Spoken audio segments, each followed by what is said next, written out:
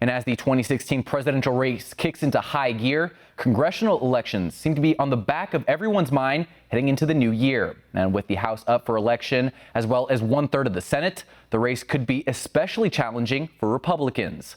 One America's John Hines has this New Year's preview of congressional elections from Washington. As the new year starts off, most voters will begin to focus on the presidential election. In Congress, however, House and Senate members will soon become preoccupied with their own elections, some of which could prove to be challenging.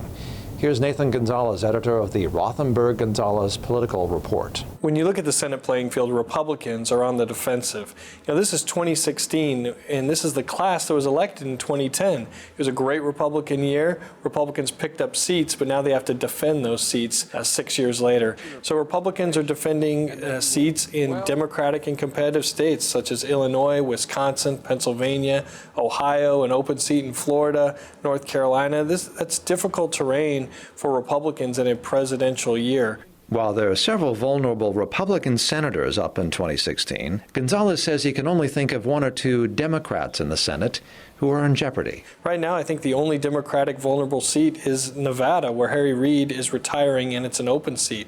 Unless Republicans get a top-tier challenger, unearth a top-tier challenger in Colorado, it's going to be almost all offense for Democrats. Taking a look at the House of Representatives, Gonzalez says there are about 30 seats at play, 25 of which are held by the GOP. Even though the Republicans are unlikely to lose the House, maintaining their margin is important. Even though control of the House isn't up for grabs, it's not a toss-up, I think the margin is important.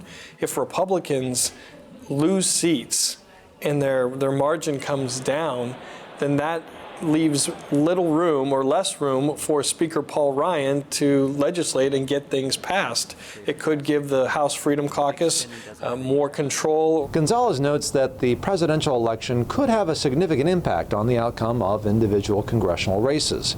He points out, for example, that in 1964, when the Republicans nominated conservative Arizona Senator Barry Goldwater, the House GOP lost 30 seats that November. That hasn't happened since 1964, but the Democrats are surely hoping to make political history again some 50 years later. John Hines, One America News, Washington.